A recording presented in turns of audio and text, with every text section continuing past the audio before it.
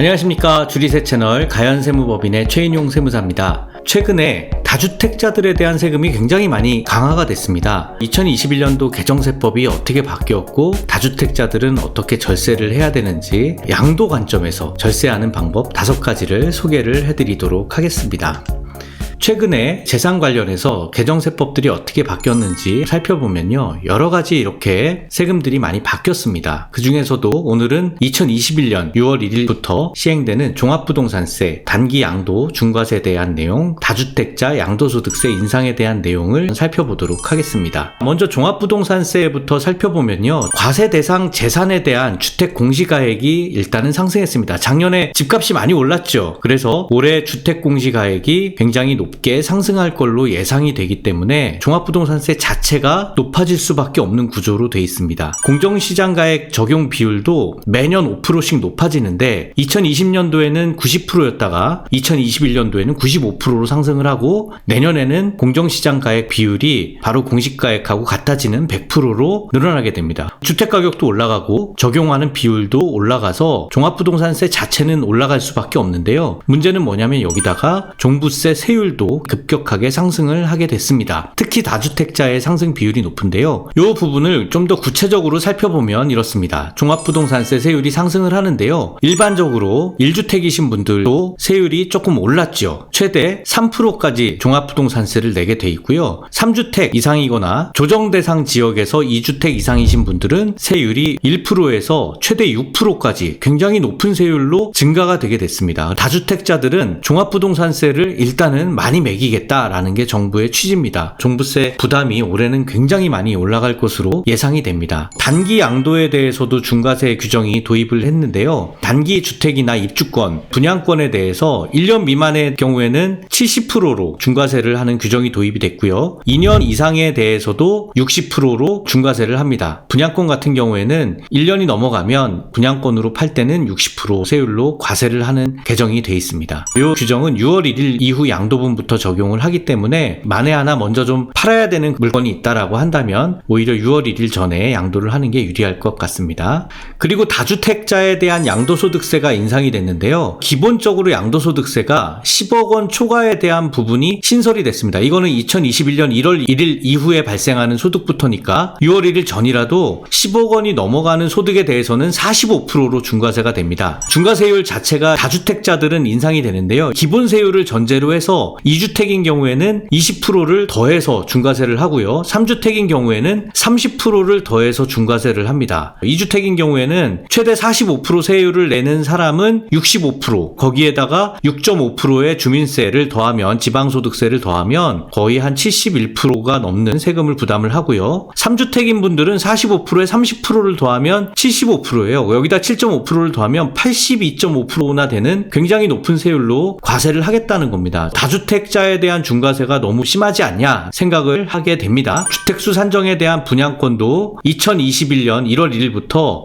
주택수의 분양권이 포함이 됩니다. 다주택자냐 일반 주택이냐 라는 거를 판단할 때 문제가 되겠죠. 다주택자에 대한 절세 방법을 우리가 찾아야 되는데요. 다주택자는 지금 세법에서 살펴봤듯이 종합부동산세도 높아지기 때문에 또 6월 1일 이후에 양도소득세가 중과세가 시행이 되기 때문에 우리는 6월 1일 이전에 방법을 찾아야 됩니다. 다주택자에 대한 양도소득세 절세 방법 5가지 제가 한번 제안을 드려보면요. 6월 1일 전이라고 하는 그런 의미가 뭐냐, 이거를 좀 살펴봐야 된다는 겁니다. 두 번째는 매도할 때 순서가 있죠. 어떤 걸 먼저 매도를 하는 게 유리하냐. 세 번째는 결손금이 있는 자산을 활용할 수도 있습니다. 그리고 자녀한테 양도를 하는데 자녀한테 싸게도 팔 수 있는 방법이 있을까? 예, 있습니다. 이것도 한번 소개해 드리도록 하겠습니다. 그리고 세대를 분리해서 주택수를 줄여나가는 방법도 여러 가지가 있을 것 같습니다. 이외에도 증여를 통해서 줄이는 방법도 있을 거고 임대사업자 등록을 하는 방법도 있을 텐데 여기에 대해서는 제가 추후로 다른 강의를 통해서 설명을 드리도록 하겠습니다. 먼저 6월 1일 전의 의미를 한번 좀 살펴보도록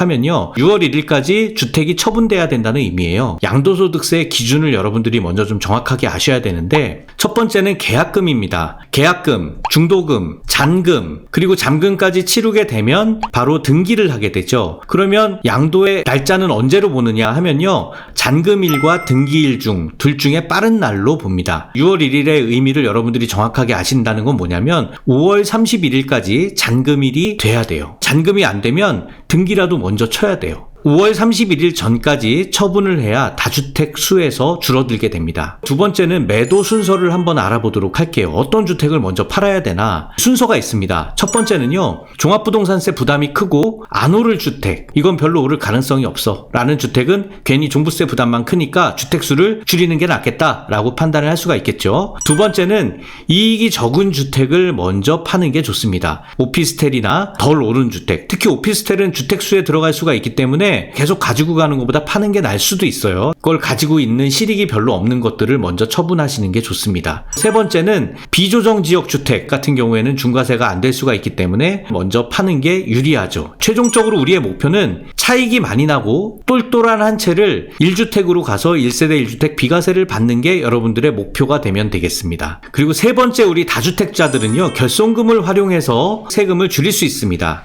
양도차손이 통산이 된다는 소득세법 시행령 167조의 이 규정 때문에 그렇습니다. 이 규정을 살펴보면요. 양도차손은 순서대로 공제를 해요. 같은 세율을 적용받는 자산의 양도소득금액을 먼저 공제를 하고요. 두 번째는 다른 세율이 적용이 되더라도 양도소득금액 비율로 활용을 해서 공제를 합니다. 사례로 한번 구체적으로 설명을 드려보도록 할게요. 첫 번째, 자산을 팔았는데 이익이 1억이 났습니다. 이후에 우리가 또 다른 자산을 팔았는데 손실이 6천이 났어요. 그러면 이익 1억하고 손실 6천하고 합하면 어떻게 되죠? 1년간 통산 이익이 4천이 나옵니다. 이것은 결손금을 활용하게 되면요. 결손금은 2월 가세가 되지 않아요. 그래서 손실난 자산이 있는 해에 다른 이익이 난 자산을 같이 파시면 그것만큼 세금을 줄일 수가 있는 거죠. 자녀한테 양도를 하는 규정도 한번 살펴보도록 하겠습니다. 자녀한테 왜 증여보다 양도가 유리하냐면 다주택 증여는요, 취득세 중과세 문제가 나오는데 특수관계자 간의 증여는 증여를 해주는 사람 입장에서의 다주택 여부로 판단을 해요. 증여는 받는 사람 입장에서 판단을 하는 건데 다주택 증여는 증여를 해주는 사람 입장에서 특수관계자끼리 판단을 하기 때문에 취득세가 다주택자들은 중과세가 문제가 나올 수가 있습니다. 피해가는 방법도 있지만 다른 강의를 통해서 설명을 드리도록 하겠습니다. 증여보다 매매가 취득세 면에서 유리할 수 있다라는 얘기예요. 자녀한테 양도를 하려면 가장 먼저 전제가 되는 조건이 있는데 그게 뭐냐면 자녀의 취득자금 소명이 가능해야 됩니다. 자녀가 돈이 있어야 돼요. 자녀가 주택이 하나 있으면 이거를 팔고 부모님의 집을 그 돈으로 사오는 방법이 유리할 수 있습니다. 자녀의 취득자금 소명이 가능한 경우는 굉장히 유리해요. 어떻게 유리하냐? 자녀들한테 저가 양도로 할 수가 있기 때문에 유리합니다. 자녀한테 저가 양도를 한다는 거는요, 시가가 12억인데 상증세법상 저가 양도를 할 수 있습니다.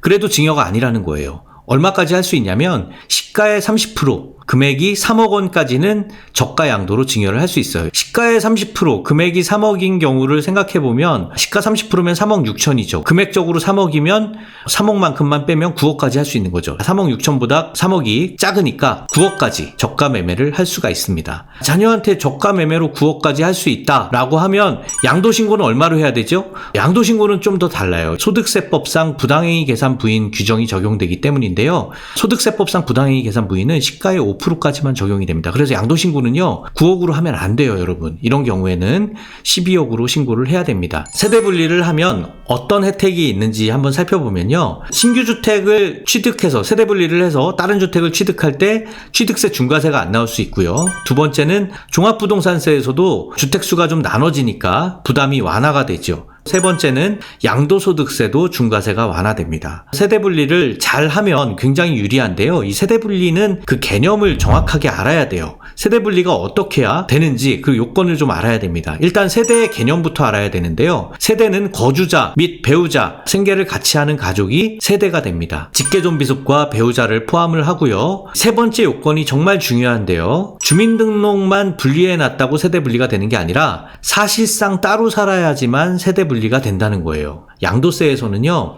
사실상 같이 사는 것들을 국세청이 굉장히 많은 자료를 통해서 입증해낼 수 있어요. 그렇기 때문에 주민등록만 분리해놨다고 해서 세대 분리가 되는 게 아니에요. 부부는 따로 살아도 한 세대가 될 수가 있습니다. 이혼한 경우에도 그런 규정이 있어요. 소득세 기본통칙 89-154에 보면은 부부가 이혼한 경우에는 다른 세대로 보긴 하지만 생계를 같이 해? 이거는요 사실상 이혼한 것으로 보기 어렵기 때문에 동일한 세대로 보는 규정이 있어요. 그만큼 세대는 사실상 분리가 되는 게 중요하다라는 거고요. 자녀를 어떻게 하면 세대 분리를 시킬 수 있을 거냐, 자녀의 세대 분리 요건에 대해서 한번 살펴보면요, 실제로 따로 거주를 해야 됩니다. 그게 제일 중요해요. 그리고 이 두 가지 요건을 그 중에 하나를 만족해야 되는데, 첫 번째는 자녀 나이가 30세 이상이어야 되고요, 두 번째는 소득이 있는 경우여야 돼요. 자녀가 소득이 있으면 30세 미만이라고 하더라도 세대 분리가 되는데, 그 소득이 어느 정도냐, 중위소득으로 40% 이상인 경우입니다. 2021년도에는 가구 원수 1인, 2인, 3인 자녀의 나이에 따라서 소득이 구성이 돼야지만 세대 분리가 됩니다. 다주택자들 종부세 줄이기 위해서 6월 1일 전에 매도를 잘 순서를 결정해서 결손금도 때로는 활용하고 자녀한테 저가로 양도를 할 수도 있고, 나이가 좀 있는 자녀는 세대 분리를 통해서 절세를 할 수가 있습니다. 이런 여러 가지 방법들 여러분들한테 소개를 드렸고요. 세법의 내용이 굉장히 많이 자주 바뀌고 있기 때문에 동영상 이후로도 바뀔 수가 있습니다. 그래서 반드시 여러분들 세무사님하고 상담을 잘 받으시고 결정하시기 바랍니다.